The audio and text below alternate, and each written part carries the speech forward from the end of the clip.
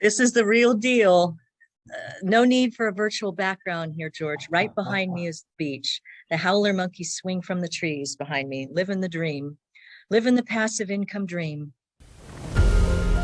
Welcome to the Foundery, where leaders are forged daily. And now your host, George Roberts.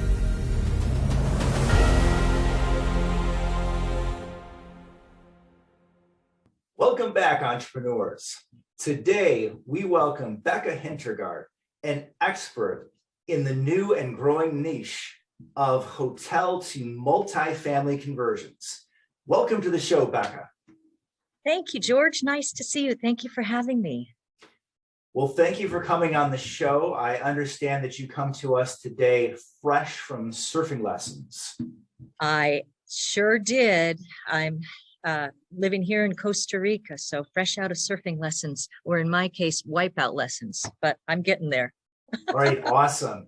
Yeah, I think that's just way cool. So you're obviously not just a way cool lady, but you come to us from a field, a way cool field, where dreams come true. Maybe you could take us 3 or 4 steps back and figure out how is it now. Last time we met, originally in the virtual world, you were living in San Francisco, and now all of a sudden we catch up again and you're in Costa Rica.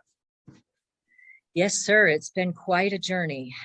We moved to Costa Rica, picked up my family and I about 6 months ago, and left the San Francisco Bay Area, rented out our way too expensive home in the Bay Area, and moved to Costa Rica, and we're living here on passive income from several multifamily investments, including the hotel conversion and a property we have in San Francisco, our single family home, and a couple other things kind of stitched together.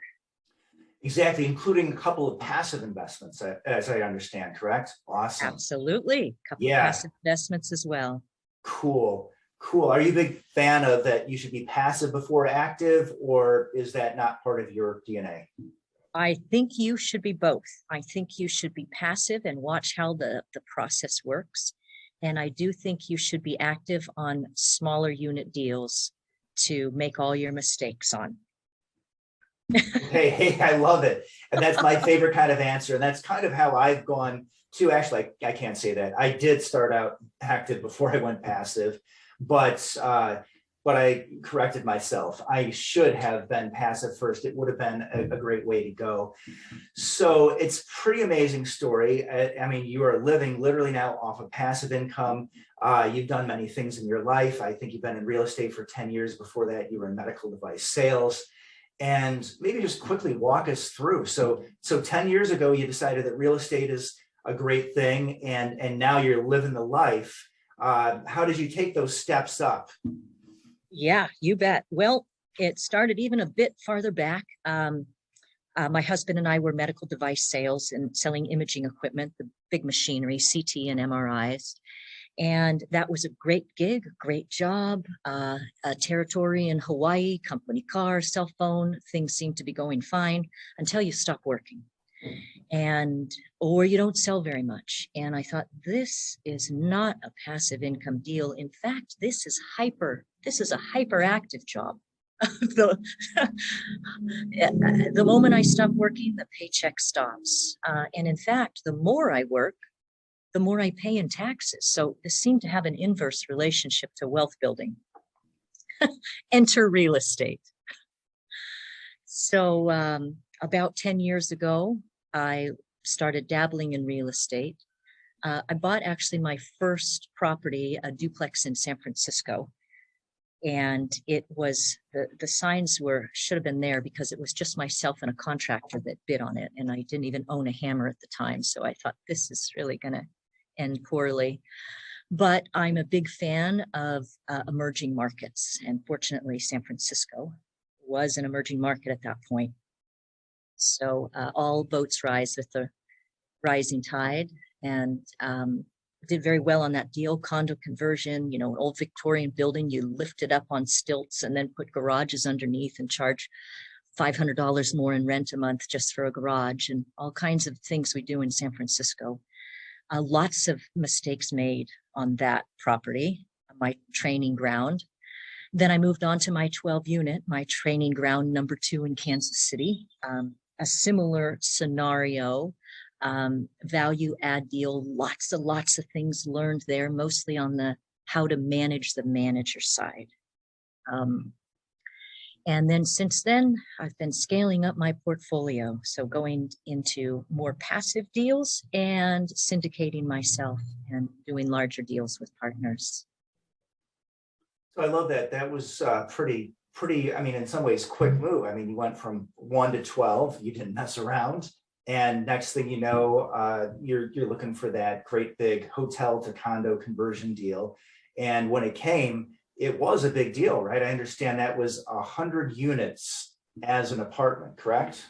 Correct. We're loving this deal. Are you ready to build passive income through investing in multifamily real estate? Take the next step by heading to www.horizonmultifamily.com and click Get Started to schedule a call. These are so much fun, these hotel deals. It was a 100-unit Quality Inn motel that we're taking down to 65 units of multifamily, 31 one-bedrooms, 31 studios, and the remainder just 2 bedrooms because there were suites. We could combine the suites. So yeah, exactly. Really fun. And that's pretty cool because, these hotel to multifamily conversions, I know some of our audience may be more or less familiar with these, but there are a lot of challenges. The first thing is that generally what you get is like 100 studios, right? And that's not easy to sell in most markets. So there's a lot of work with the architect, I would imagine, to get things right. Tremendous. Yeah, it's actually very fun for the architect. It's kind of an architect's dream. Oh, how can we move things around and board up this door and restructure the windows. There's tremendous things to do there in changing spaces.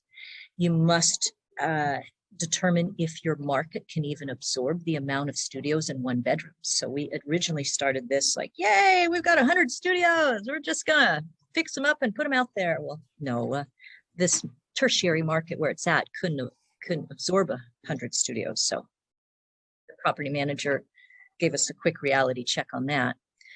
And then it became, okay, so what can it absorb? How many studios, 1 bedrooms, and a few 2 bedrooms can the market absorb? And that's how we came out to about 65. Right. And I got to say, property managers are amazing people. I mean, there's a lot to unpack there, right? I mean, you have the property manager. The property manager is definitely a key member of the team, especially with something big like this, because I look at this as something where the market research is really of outsized importance. I mean, if you have an operating building, or I should say a building operating as a multifamily, you know that you should at least be able to get the in-place rents. But here, I mean, you've got nothing. I mean, like throw out all the financials, the T12. I mean, it's not going to operate like it has in the past, and it's not going to rent like it has in the past. That's right. Yeah. How do you even value these? There's no T12, no rent roll, there's nothing. There's nobody there. Then do you value it as a hotel? Well, no, because when we bought this was the hotel apocalypse. So you couldn't even value it on typical occupancy of the hotel. So it was a very slippery slope in the valuation. We had to combine a few methods to even figure it out. Right. And I've been wondering a lot about those offers because in some cases, in most cases, there's going to be some existing debt. You've got somebody who's heavily distressed. And I wonder how these conversations run. I mean, when you talk to a hotel owner, are they usually willing to lay their cards on the table and say, hey, I've got this much debt, can you at least get me out of this? Because, I mean, that's obviously one basis for an offer. If they're distressed enough, you might just be able to get them out of their existing debts. Yes. Yeah. We found them to be very open. You would be shocked for anybody even looking at hotels. Just even get out the phone book And I challenged another investor with this exercise. Get out the phone book, call 10 small hotels. Think of those hotel chains, Quality Inns, a few of the other small Days Inn. And I bet you 1 out of 10 would be interested in entertaining a conversation to sell. And that's exactly what this investor found. She came up with 3 of them. And they're an open book for the most part. They'll say, this is how much they owe.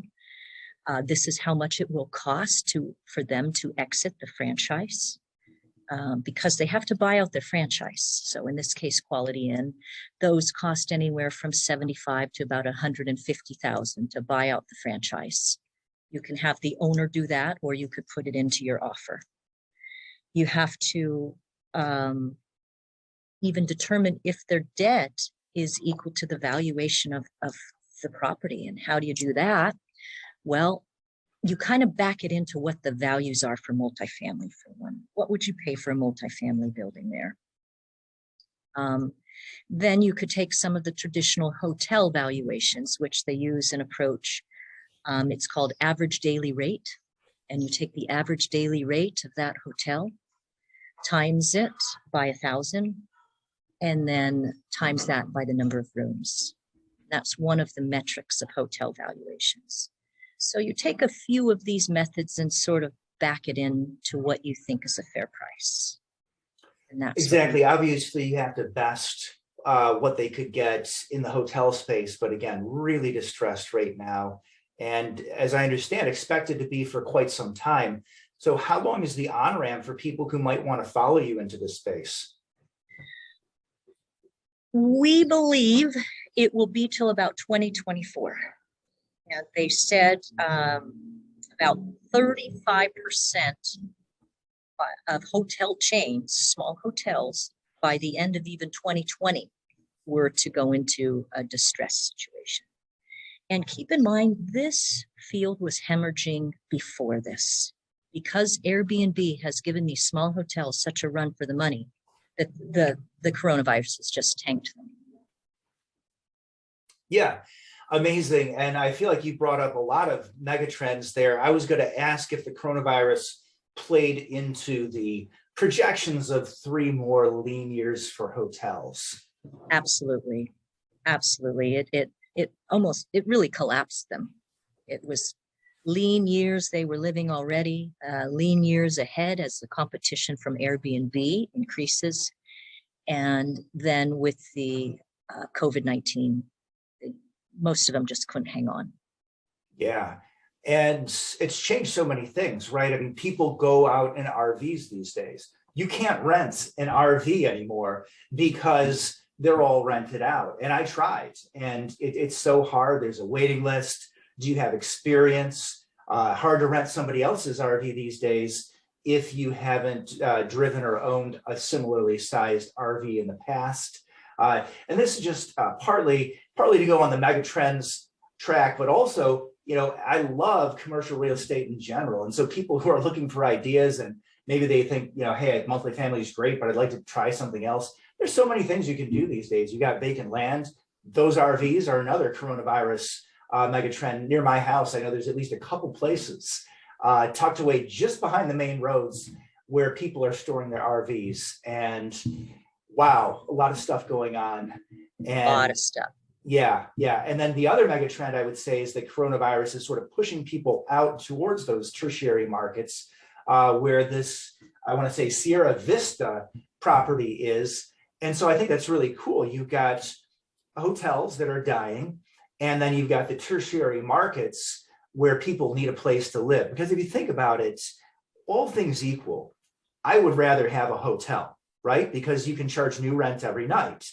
And all things equal, that hotel is going to gross a lot more. And even though you've got different valuations, et cetera, I mean, you've got a lot more risk there. As I remember, hotels have cap rates that are at least a couple hundred, maybe 250 basis points higher than a similar multifamily property in the area. Is that about correct? Yeah. And then the occupancy factor is another thing to consider with hotels. So, and what is the occupancy for that particular hotel chain? and a tertiary market. And because of the COVID-19 pandemic, people are moving out into these tertiary markets. They're moving out to places where they can have a remote lifestyle location independence. Costa Rica, Hawaii, Lake Tahoe in California. It's completely packed. So for those looking in the multifamily spaces, as multifamily deals are pretty hard to come by that are good. I mean, we're underwriting 300 deals to maybe find 10 that we would like to have put 6 offers and to be considered for 3. Well, those are terrible odds. What if you just take a hotel, get it at 30 cents on the dollar like we got for this hotel, and bring it up to a multifamily space in a market where there's a desperate need for workforce housing? And in this case, in the tertiary market, it was rents under about $1,000 is what we target. And the target market would be people from the military base and working at the hospital, in addition to a number of others. Right. As a quick reminder, in case you didn't mention it, when people build, right, it's always Class A because that's where the money is. And if you look at all of the zoning issues these days, you look at how long it takes to get a project, to get the shovel in the ground, and you look at just how starved our country is for housing. I mean, hey, I'll admit it. Look, I'm in the building industry myself. Single family homes, we aren't building junk. That's right. When builders build, they build A-class property. Yeah. So what do? They plow down a Class C building and build an A-class building. Where do those people that are in a C-class or C+ move to? Well, maybe they should move. Maybe we should be repurposing all these hotels.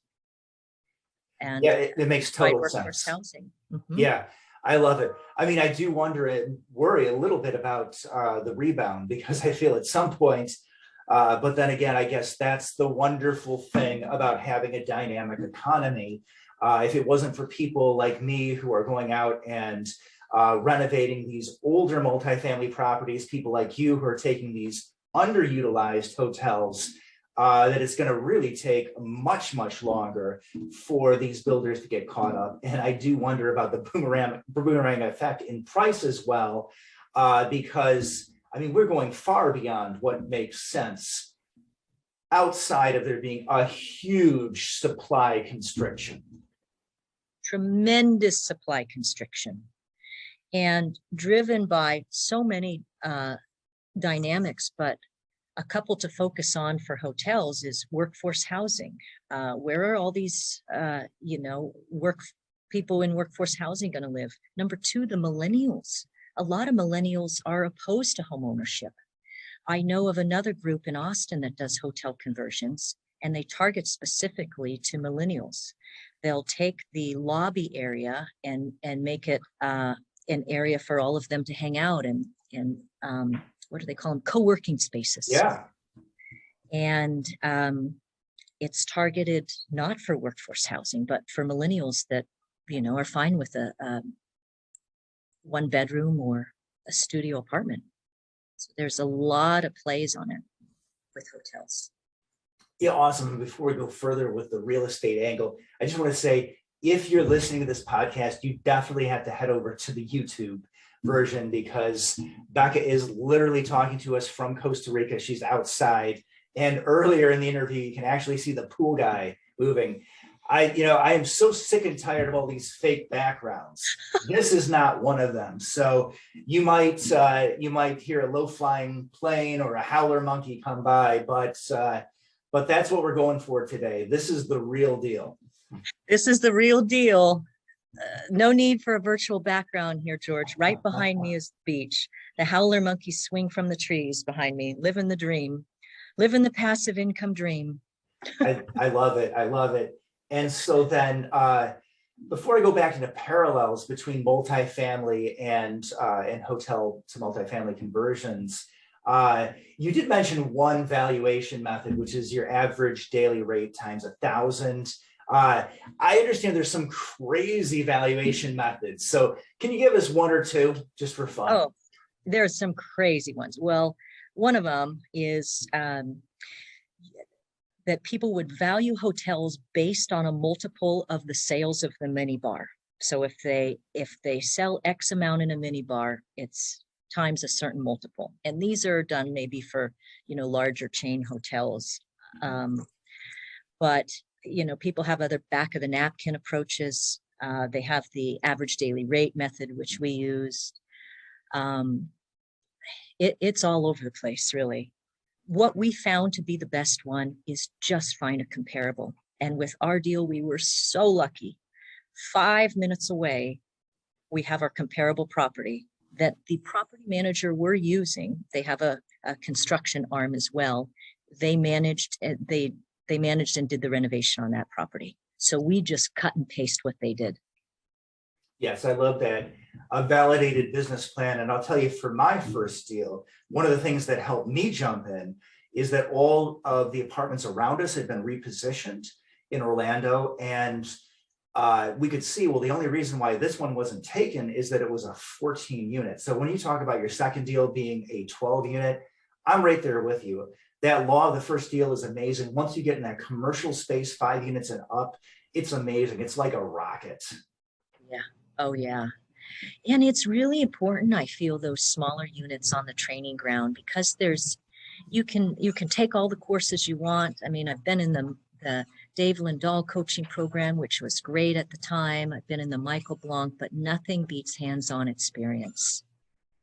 And just getting your hands dirty, right? As painful as it is. Yeah, and that is one of the issues with multifamily. It is very crowded, and getting taken seriously is very difficult. And when you do have something, 5 units or up, all of a sudden, I found that really puts you on the map. We were getting taken very much more seriously in the Orlando market, in even neighboring markets, extraordinarily busy markets, crowded markets like Tampa, really put us on the map. So I'm a huge fan of that law of the first deal. Go out, make sure it's a deal that makes sense, but go out and get that first deal. Oh, yeah. Law of the first deal. I'm a firm believer in it. And Yeah. there's a lot more people in this space than when I was in this 10 years ago. 10 years ago, the cap rates were 8.5%. You look for an 8 or 9 cap. For this Kansas City deal, like just an example of how things have changed so much. I bought this deal for $250,000 on an 8 cap in Kansas City. Sold it for 3 years later for $300,000, similar cap. I was on a call a couple weeks ago with a gal who was bidding on my same property for a 4.5 cap and $950,000. Yeah, it's amazing. It's amazing that I mean, I wouldn't go all the way to Kansas City for a 4.5 cap, but don't know. Yeah, exactly. And then just to really underscore what you said, you reminded us about how people will underwrite 100 deals and then maybe they'll get 6 LOIs, maybe they get to a best and final on 3, and maybe you win one of those deals. But you are reminding us again that this is a much less crowded field. You're saying call 10 hotels and 1 in 10 might actually be ready to deal with you. There's no broker involved. There's no best and final round generally. I mean, you get to, if you can value this thing and if you can handle the heavy lift, I mean, let's not for a moment underestimate. How about this? Can you illustrate how heavy of a lift is this? Can you tell us, say, what was your purchase price in Sierra Vista, my mistake, Sierra Vista, and then how much were you putting in terms of renovation? You bet. Yeah, this will indicate what heavy of a lift it was. Still is. We're undergoing renovation right now still. We bought for 1.7 and we're putting in 1.7. There you have it. Should we bulldoze the building down? Maybe. But, if you bulldoze a building down, you're going to build an A-class building because materials, you're not going to, people build A-class buildings when you do new construction. So now that's not always the case. It's just rather than the purchase price equals your value add, but you anticipate quite a bit. In this case, it was equal because we got this at such a good deal. but there's a whole lot of things to consider. Don't think this is easy street at all. You can get a good deal on it, 30 cents on the dollar like we got, but it's a tremendous lift in which you really need to be partnered with an experienced operator. Absolutely, absolutely. So then who on your team is doing the construction? Is that somebody in-house as an equity partner, or did you hire somebody? We're partnered with Beccas on this, who are heavy lift operators in Arizona. So Cool. these boys know their stuff. And there's lots of landmines. I mean, just to give you an example, in hotels, when it's a second story hotel, you know, you have those large windows, almost floor to ceiling windows, but you'll notice that they often don't open. And I guess suicide risk and things like that. So counterintuitively, you have to go in and tear out these long windows, reframe in smaller windows. So it's one thing to think about. You're going to need all new windows on the upper level. We kept them on the lower level. Also counterintuitively, many hotels don't have fire sprinklers because there's no kitchens in there, unless you're buying suites and extended stays. So the cost of putting fire sprinklers all through the building was nearly $200,000 for us. Then you have to put in a dedicated fire hydrant for that.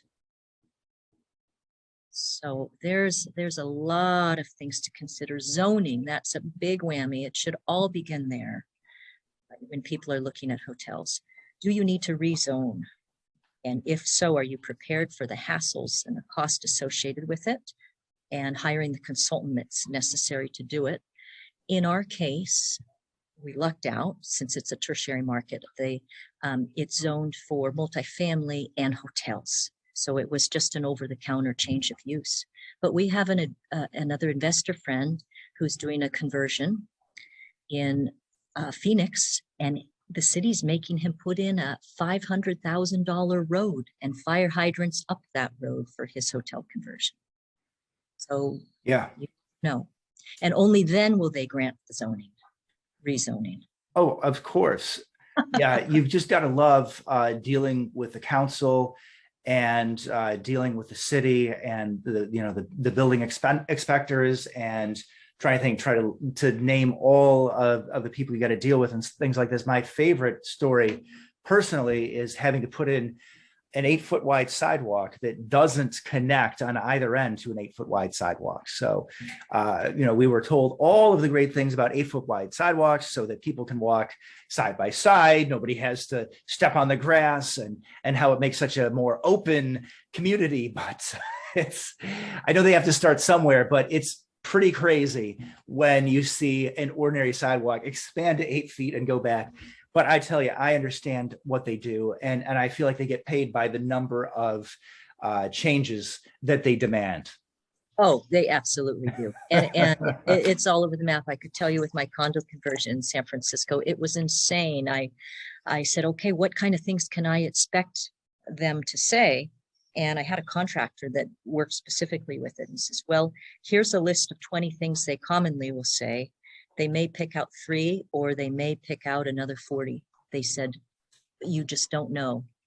It's almost they come in and look for things, and they look over things that they have tagged other people on. So it's crazy working with the city. Pretty amazing. And again, it takes a tough stomach. And I like how you point out, hey, it's not all wine and roses. These deals are hard. Maybe not so hard to get, but really hard to execute on. Need that very experienced team, and you really need the stomach to go through a lot of rough stuff. Really do. But on the flip side, George, you need the stomach to sit there in front of your computer and analyze 300 multifamily deals. I mean, that makes me even a little bit more crazy. I'd rather look where people aren't looking. And love it. Together the team, the heavy lift operators that know how to do this. Yeah, I love it. And there's still enough meat on the bone these days that you can do that. If you can find some place where you add value, whether it's finding the deal, operating the deal, or you could be the heavy lift person, but regardless, nobody has to do everything in this total team sport. And the heavier the lift, but more so. Oh, yeah. It is definitely a team sport. So don't try to go it alone. I did that years ago at the lone wolf out there. And even if you start with money in this business, you run out pretty quickly. So embrace the idea that it is a team sport. And then second, partner with people that have skill sets you don't. In the case of our hotel conversion, these guys are in the weeds, in the trenches. They're heavy lift operators. They know every single thing that could potentially go wrong. Yeah, I love it. And that is just such a truism. You got the right construction crew, you got the right architect that was willing to go back and do a few iterations with you and get it right. And you're getting it right. And I'm sure that this is going to be a super home run deal. So before we go any further, I want one more parallel between multifamily, or I should say rather a contrast. One of the things you need to do is you've really got to get water to two places in an actual livable unit, unless of course you're lucky enough to find an extended stay that wants to sell. And you've got to have obviously a kitchen in addition to the bathroom. So what are you doing to lessen the cost of putting in the kitchen? Yes, great question. What we're doing is the wall that separates the bathroom from the bedroom in a hotel. On the opposite side of the wall, we're putting the kitchen to utilize the same plumbing and save cost on that. When you walk into hotels, there are usually just two configurations. When you walk in, to the left, there's the bathroom, then straight ahead, there's the bedroom. Or you walk in on the other side of the hotel, and to the right, there's the bathroom and then the bedroom. So it's very easy to just back up the kitchen on the same wall as the plumbing of the sink. Right. And then another trick, as I understand, because I've been studying your work here, is that there's a big difference, of course, for those who are not in construction, between knocking out a non-structural wall versus a structural wall, right? So if you get the right architect, I suppose, then they're going to help you with all of that. They'll tell you where you can do things a little bit, say, on the cheap. That's right. That's right. Yeah. Yeah. You need a good architect. You need a good contractor. But yeah, you anticipate those things far ahead of time. Awesome. And we talked a lot about the lift. We talked a lot about, or a little bit, I suppose, about operations. How about the story of the acquisition? So if you can you sort of walk us through, who's the owner? How distressed are they? You mentioned some of the challenges is that they have to get out of the franchise. And how did that work? How is that perhaps different from your negotiations doing a more straight up multifamily deal? Yes. Yeah. There's, first of all, you have access to the owners. So you're not working with the broker as much. Sometimes the broker will bring you the deal, but for the most part, you're dealing directly with the owners, which is great because it's open conversation from there. You can determine how much their debt is, how much the buyout of the franchise is. In the case with the owners of this Quality Inn motel, they could pay their debt, but they couldn't pay any of their employees for the operations of it, and they couldn't pay their franchise fees. So that was how far distressed they were. They were just months away from foreclosure. Many of these small hotels, they're mom and pop operators, just as small multifamilies would be. Same with small hotels. So that's great because you're not talking to a huge corporation like, Marriott or something, trying to negotiate a buyout with them. So that's very nice. Awesome. And then, they are mom and pop, and that's cool. That's one of the reasons why I don't want a small hotel, because I know how that works. You're sleeping there. But one of these bigger deals looks pretty cool. And there was one other thing that I wanted you to flesh out from there, but maybe we'll perhaps come to it a little bit later. Oh, I know, the cash flow. So is this like a zero cash flow deal? Are you getting any cash flow as a hotel while you convert to multifamily, or do you just go down to zero? You fire all the staff. There's not even anyone at the front desk. Yeah, buckle up. It's for the most part, it's a no cash flow deal for about 18 months. Yeah. We do have a couple stragglers in this hotel that I guess some people just like to live in hotels and have their towels done and their beds made. But we have about 3 or 4 units of people that have just lived there for a while, and they're staying there through the construction. Cool. But so there is some staff then, obviously, to wash the towels, etc. Yeah, there are. Okay, yeah, cool. Yes. I've always wondered about that. So that's really cool. There is some opportunity for that, but really, really small. That is not paying you. That's not paying your way. No, it's not means. paying your way. You got to plan for a no cash flow deal for about 18 months or so. Awesome. And then for people who may be seeking partners or looking to partner up, what do you like to do in these deals? Like, are you on the acquisitions, or are you more, would you say, asset management, et cetera? Where do we find Becca in the deal?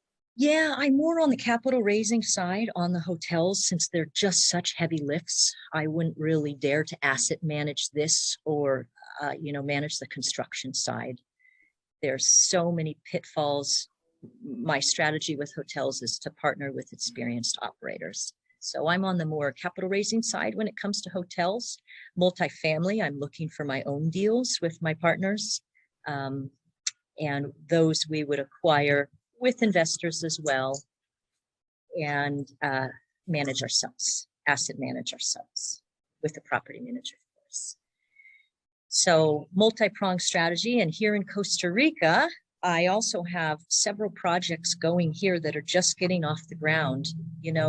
This reminds me of, in a way, the Bay Area years ago, where there was actually opportunity to be had. You can still buy land and build relatively easy in 14 months here and double your money.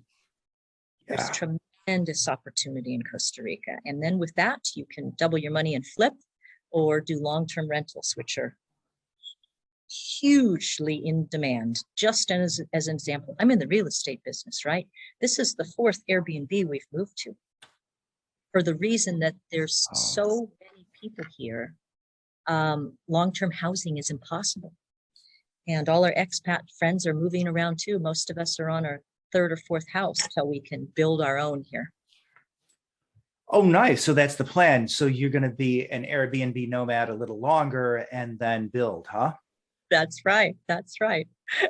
Which it's kind of fun, an Airbnb nomad, I must say, because you get to know different areas and different styles of homes you like. So it's quite nice. I mean, that's a term I'm hearing more and more about. I know that I'm going to be interviewing somebody in a couple of weeks who is also an Airbnb nomad. And I wish I had all of my notes, because you know that it's pretty rapid fire. We're releasing a couple a week at the Foundery these days. So twice weekly. It's a pretty big lift. I know, it's Derek Michael Clifford. So, yep. So tune in.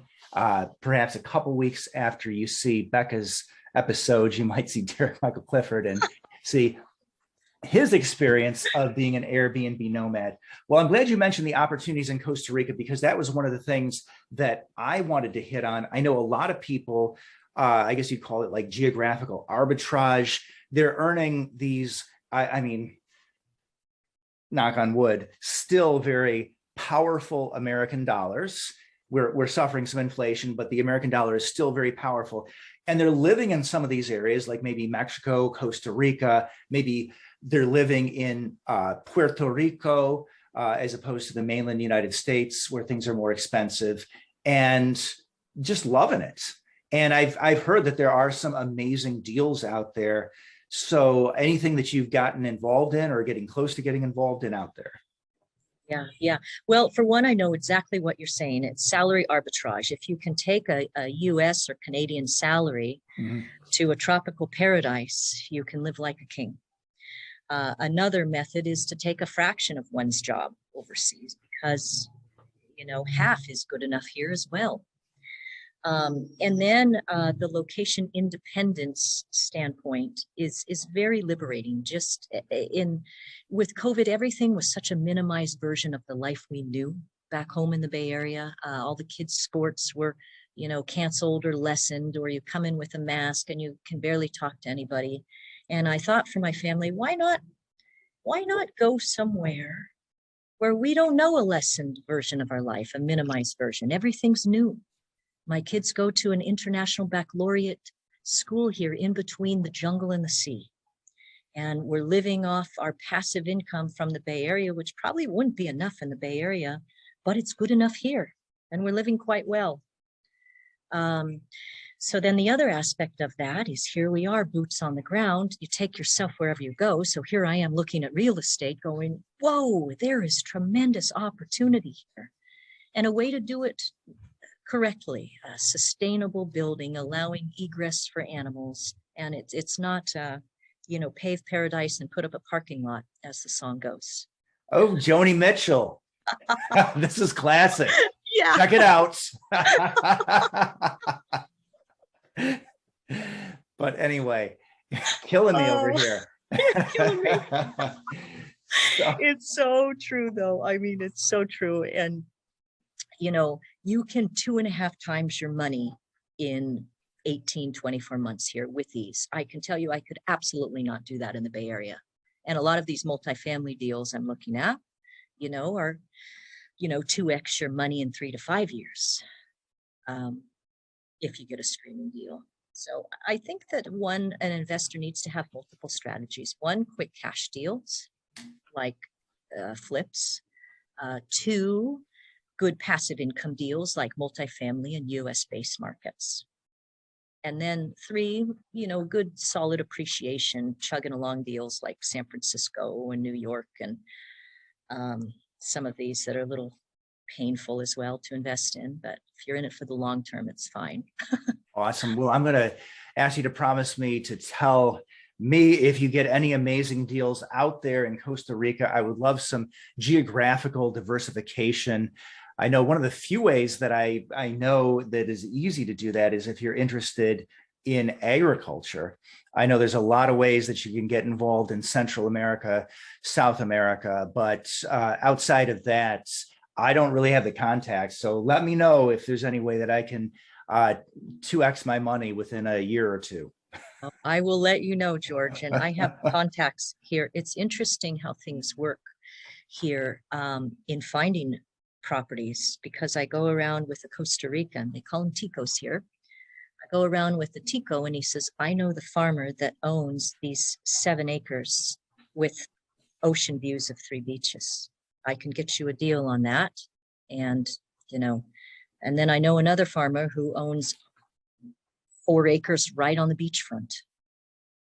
So that's how things are done here. And that's another thing in maneuvering these other markets. You need to really be on the ground and observe, and then make your contacts and get your best opportunities that way. It's not Century 21 out here that you're going to get the good deals.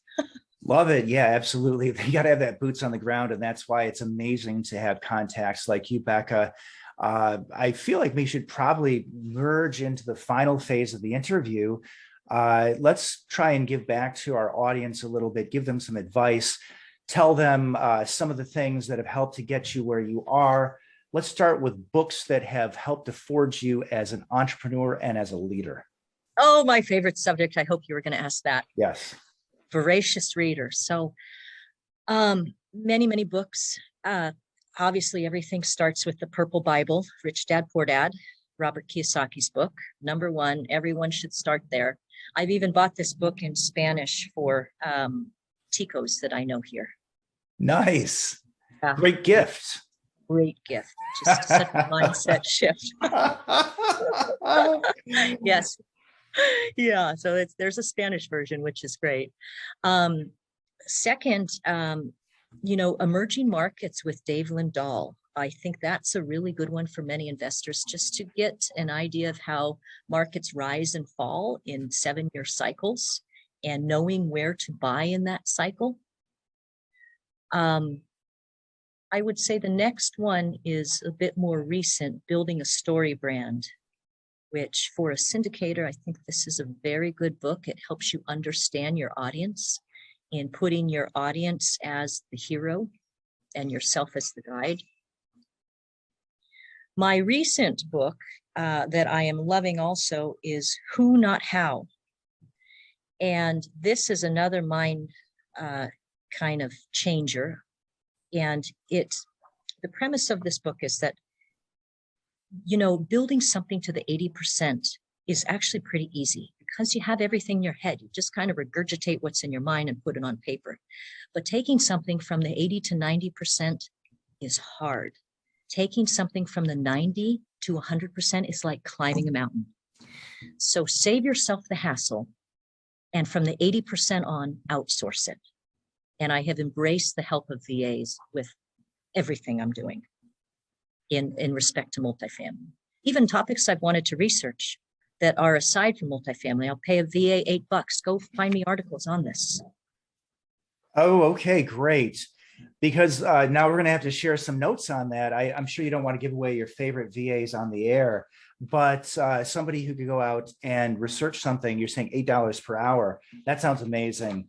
And I personally have not made as much use of virtual assistants as other people. I do have one full-time, and she helps me with this podcast and just does amazing work, but I haven't branched out into some of the other tasks, like doing the footwork, the research. There's all these other things that I would love to outsource, hopefully to somebody who loves real estate, so that they are really enjoying what they're doing and getting some double value out of it. But super cool. What other things do you have virtual assistants doing? Well, something to know with virtual assistants is you can get a lot of pretty bad ones. And I've gone through that road. I actually did a website years ago that just never even came to fruition because it was such an exercise in frustration with this virtual assistant, because you're a little inclined to go like, oh, everybody's out there so inexpensive. We'll go with the least expensive guy. Well, you know, the saying is cheap is expensive. Often so. Don't go that route. With virtual assistants, I always search for level 2 virtual assistants and above.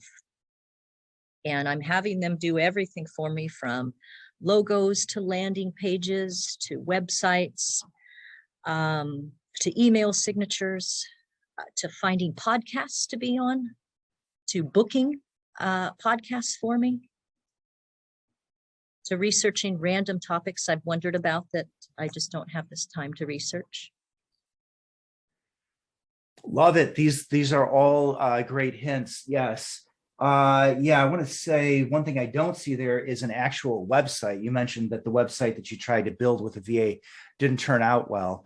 I'm looking to do that. So I was hoping you would recommend to me somebody who can help rebuild my website. But again, yeah, it's pretty amazing. And I've also used Fiverr, I think it was, to do some great voice acting. The voice actor at the beginning of this is from Fiverr. Yeah, I want to say Johnny L1. He's a good guy. So if you like his work here, you might want to hire him, but not for a podcast, please, for something else. Have him do the voiceover for your ad. Yeah. Well, you know, I'm open to sharing my contacts with your audience. So feel free to have them reach out to me. By all means. How do we get a great VA like you have? I use Fiverr. And have your audience just email me directly. It's Becca at hintinvestments.com. It's BECCA at hint, HINT, investments.com. And I'll be happy to share any contacts I have. It's certainly a sharing economy, so I love helping people. I also have in the theme of helping people, I have a ebook, just a quick read, a guide, and it's called The 6 Steps to Put Your Income on Autopilot and Move Overseas. And I'll be happy to share with your listeners as well. They could also email me for that, Becca at hintinvestments.com, and just put ebook in the title. Okay, I love that. I'm going to make sure that everybody knows exactly where to get that. I love these sorts of loss leaders. It's a great way to make friends and to find new people. and it's obviously something you've lived, putting your income on autopilot. So where would you say you are in this? Would you say like you're where you want to be and that it's all cool? Or are you trying to grow further and maybe live an even more luxurious lifestyle in Costa Rica? Yes, love the question. I'm about 80% to where I want to be, which is wonderful because I don't want to talk to people who have it all figured out. I want this kind of come along with me approach, like follow my journey. So yeah, we're not all the way there, but you really don't need to have everything figured out with this kind of stuff. People travel across country in the middle of the night and from one coast to the next, and they make it there. There's people that have gone before you that can help you with your journey and shortcut things for you a bit. So we're about at the 80% level with our passive income here. I'm always looking for more multifamily deals, more hotel deals. We'll continue to build our multifamily portfolio, both on the passive side and on the active side. That's awesome. And as much as I wish I could go talking to you for another hour, I feel like we got to wrap up. And I know some Spanish, but I've never been to Costa Rica, but I understand that you can use the phrase pura vida for just about anything over there, like hello, goodbye, like if something goes wrong or what. Can you explain that to me? What exactly is pura vida? I am so impressed you know that, George. Pura vida, it's P-U-R-A. It means pure life in Spanish. And they say that when they greet each other, pura vida. They say it as a goodbye. They say it as a thank you. Pura vida. And it's just a very relaxed, calm way to take things in. It's just wonderful. I love it. I mean, obviously, well, Costa Rica has islands, but mainly the strip between the Pacific and Atlantic, but it has that island feel. I understand. Whenever I talk to people from there, talk to people who have been there, it sounds just like you're on maybe like a Caribbean island, only much larger. That's right. Yeah. And it's not an island. Yeah, but it does have an island feel because there's thousands of miles of surf beaches, volcanoes, rainforests. Well, I feel like you have a few famous islands there. Are any of them inhabited? I think they're large enough to be on the map, or are they all set aside for nature? No. I think set aside for nature. Yeah, set aside for nature. Those. Okay. It's mostly the surf beaches. Right. We're here in Nonstructural, which is a surf and yoga hub of Costa Rica, with some of the best rolling waves, because there's a sandbar that sets out perfectly at the perfect position in the ocean. So you have these easy to intermediate barrel waves to surf. Lots of yoga centers and organic food. Wow, I love it. I feel like this is like a Costa Rican goodbye, because it just goes on and on. And I would love to hear more about those barrel waves. That would be where I'd like to go for my next surf lesson, to be sure. So I guess we'll end it as we began with the surf lesson. And I just want to thank you so much for an amazing, entertaining, and super informative interview, Becca. My pleasure, George. Thank you so much for having me on your show. I love your podcasts. My pleasure. Pura vida. Pura vida, my friend. Pura vida. Pura vida.